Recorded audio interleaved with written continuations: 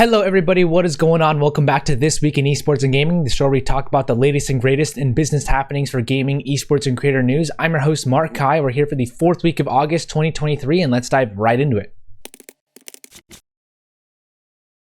For our first top 3 story, Ubisoft has struck a 15-year cloud gaming deal with Activision Blizzard. Ubisoft has joined the number of companies working with Activision Blizzard amidst the Microsoft Activision Blizzard acquisition timeline. Ubisoft has bought the right. Hello everybody, what is going on? Welcome back to This Week in Esports and Gaming, the show where we talk about the latest and greatest in business happenings for gaming, esports, and creator news. I'm your host, 𝗠𝗿𝗶. We're here for the fourth week of August 2023, and let's dive right into it.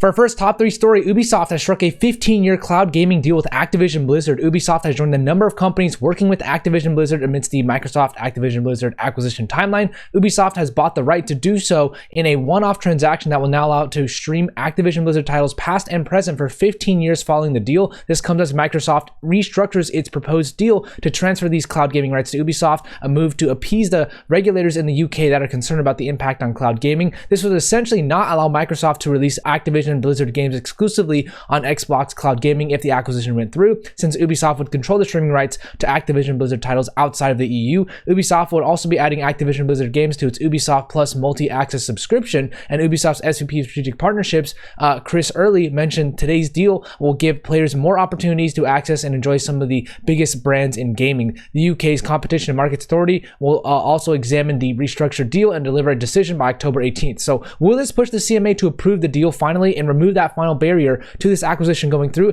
It very well could be, since many folks acknowledge that this actually takes care of the CMA's main cloud gaming concern, given it is going to be going to another company. So who knows if this 15-year deal is long enough for Ubisoft to actually do the thing with cloud gaming? Who knows if this actual acquisition is going to go through after such a long time? We'll stay posted.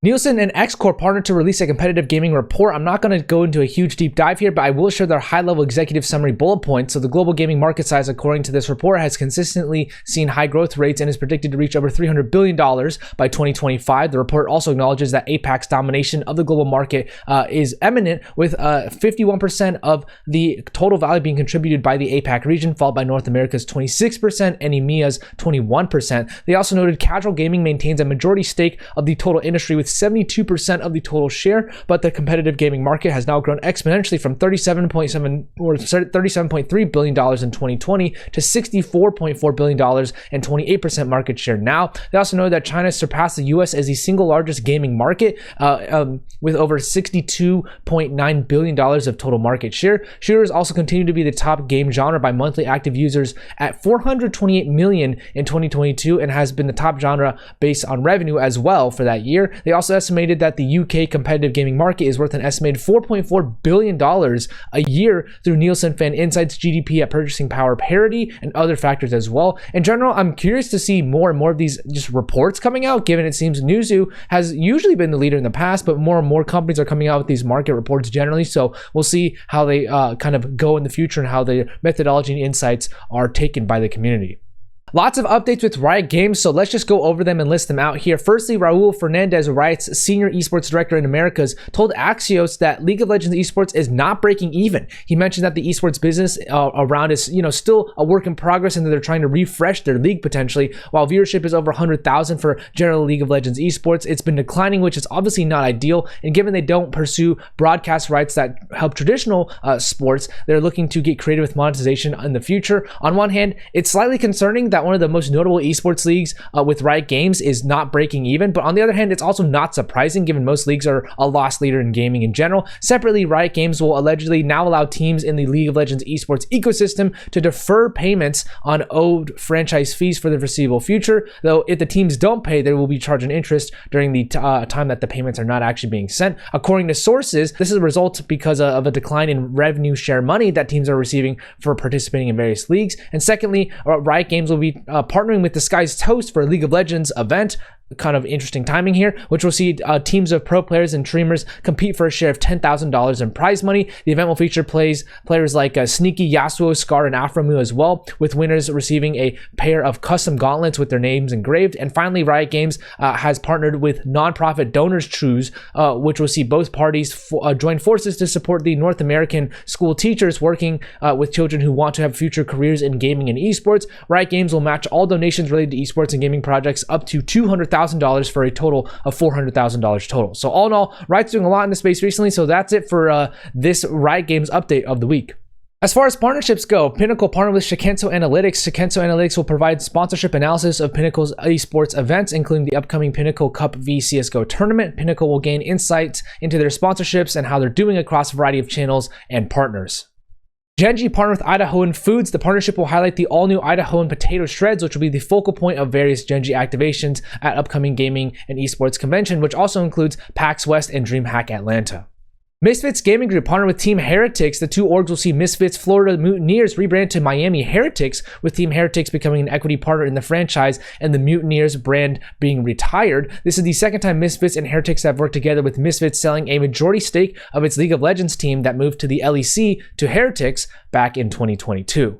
Astralis partnered with 𝗠𝗿𝗖𝗶. This 3-year deal will result in a number of activations that aim to benefit Danish and Nordic fans, with planned activations, events, and meet and greets with Counter-Strike rosters of Astralis. 𝗠𝗿𝗖𝗶 will have their logo also on Astralis' jerseys. FlyQuest partnered with Andeseat. Andeseat will become the official chair and desk partner of the org's League of Legends team. The org's facility will have Andeseat's products, and with the line of FlyQuest branded chairs and desks also being available to purchase in the near future. Krafton partnered with Iron Mace. Krafton have acquired the rights to the mobile version of Iron Mace's Dark and Darker game, and as a result of this partnership, they intend to use their expertise to bring the RPG to mobile game consumers. And that being said, Iron Mace currently has a legal battle going on with Nexus, and Krafton are monitoring the situation as a third party.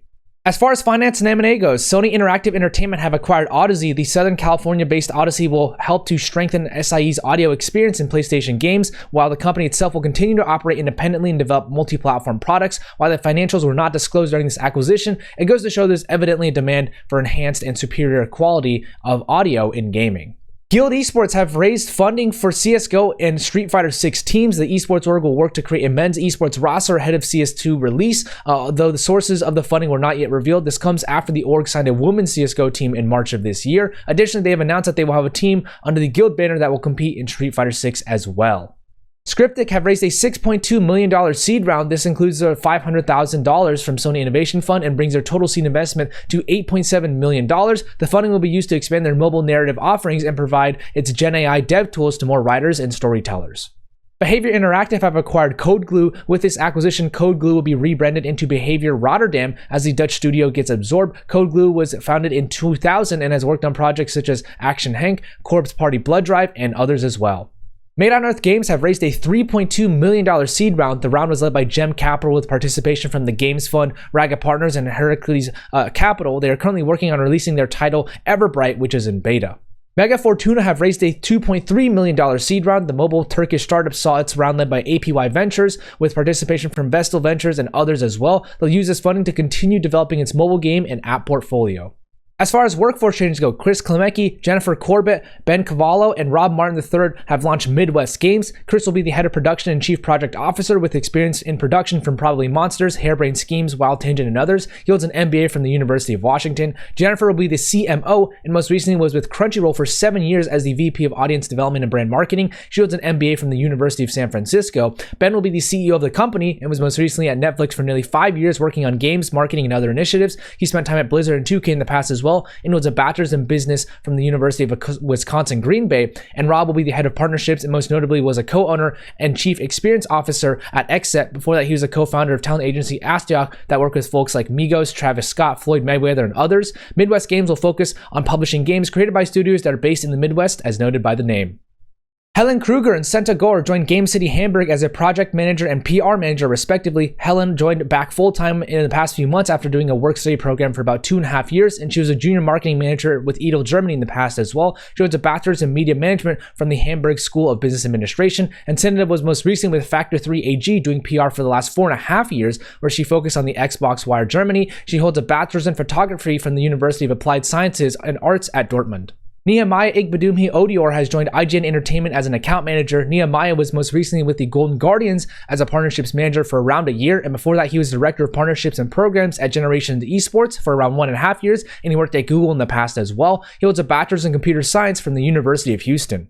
Min Chan has joined Scopely as the Senior Director of Marketing. Min was most recently with Skybound Entertainment for the last 4.5 years as the Senior Brand Director focused on The Walking Dead and Invincible. He was a Senior Brand Manager at WBIE before that as well, and did brand management with Red Bull Entertainment and Atari. He holds an MBA from UC Irvine.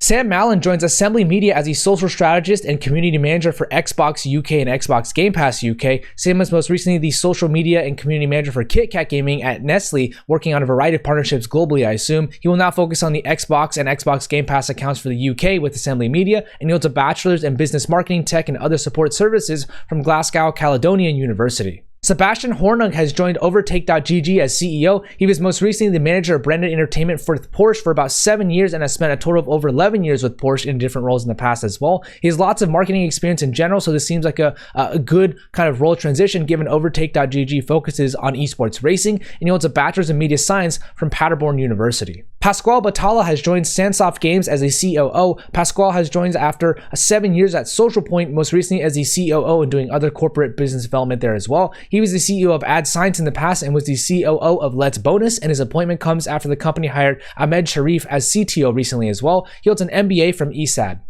𝗠𝗿 𝗖𝗶 has been promoted to CEO at Return Entertainment. 𝗠𝗿 was most recently the interim chief commercial officer, so he must have been doing a pretty good job for this move to take place. He was previously the CEO of Lido Marketing Technologies and was the co-founder of Hatch Entertainment with roles at Rovio, Microsoft, and others as well. He holds a master's in industrial engineering and management from Helsinki University of Technology. Sandra Roarn has been promoted to VP and executive producer for Far Cry at Ubisoft. Sandra has been with Ubisoft for over 17 years at this point, starting off as an animation project manager and moving all the way up to her previous role of FC brand producer. She has a plethora of creative experience with animation at Sony, Weta Digital, and TVA in the past, and she holds education from NAD Youth Center in 3D animation and visual effects for film. As far as new stuff goes, BioWare have laid off 50 staff. This will be around a 10% reduction in staff, with Gary McKay, GM of BioWare, stating that this move is meant to make BioWare more agile and more focused, which will allow for developers to iterate quickly